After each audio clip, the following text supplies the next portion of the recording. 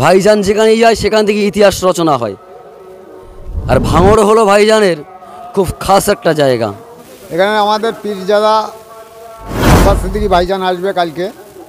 কি বলবেন, কেমন লাগছে বলে দাবি করেন?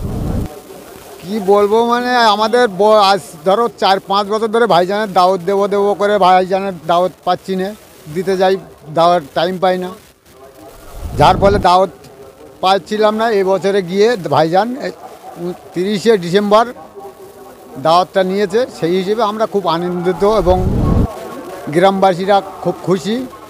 ভাইজান আসবে ঠিক 2টোর দিকে সোমবার। কোন এলাকাতে? এটা পশ্চিম কাঁটালিয়া ফুটবল মাঠ। কেমন লাগছে বলে দাবি করেন? খুব ভালো লাগছে, আমাদের ঈদের মতন আনন্দ হচ্ছে।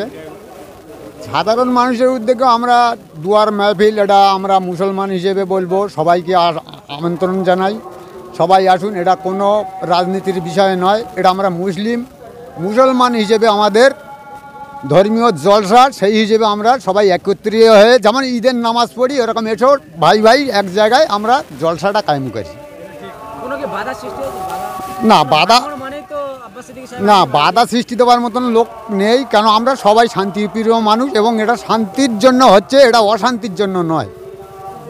তা ভাইজান ভাঙড়ে আসবে আর ভাঙড়ের এই জলসার ময়দানে ঈদ হবে না, এটা ভাবা কিন্তু খুব আমাদের দিক থেকে খুবই, তাই বলছি ভাইজান আসলে ঈদ হবে। কেমন লাগছে বলে দাবি করেন? খুব সুন্দর লাগছে, আমাদের সকলের মনে ঈদ হচ্ছে। এই দুই কাঁঠালিয়া নয়, টোটাল ভোগালিটুয়ের ভিতরে সমস্ত মানুষের মনে ঈদ হচ্ছে। আগামীকাল চাঁদ মুখটা দেখবে, অন্য কিছু নয়। আব্বাস সিদ্দিকী চাঁদ মুখ দেখলেই হাজার মানুষের দিলে কষ্ট থাকলেও সেই কষ্ট নির্মূল। আব্বাস সিদ্দিকী এমন একটা মানুষ।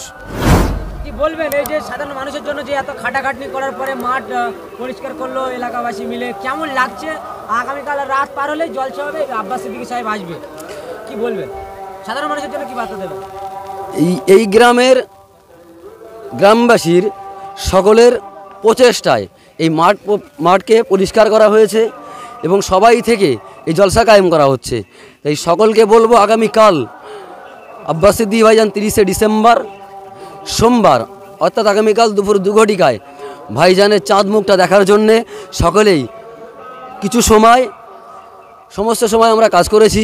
কালকের দিনটা দুপুর 2টো থেকে প্রয়োজনীয় সময় পর্যন্ত, খুব বেশিক্ষণ টাইম ভাইজানের থাকবে না, হয়তো ভাইজান হয়তো নাও থাকতে পারে। ওই দুপুর 2টো থেকে হয়তো 4:30 পর্যন্ত, আসরের নামাজ পর্যন্ত হয়তো ভাইজান থাকবে। তাই সকলকে বলবো ওই সময়টা নিজের কাজকে সাইডে রেখে আগামীকাল ইসলামী ধর্মসভায় এই কোরআন হাদিসের মজলিসে, এই ইজমা কিয়াসের মজলিসে সকলেই আসুন, সকলেই দিনের কথা শুনুন, ইসলামের কথা শুনুন। এটাই 20 তারিখ 6 ডিসেম্বর সোমবার, 30 তারিখ 6 ডিসেম্বর 14ই পৌষ সোমবার, অর্থাৎ আগামীকাল ভাইজান এখানে আসবেন।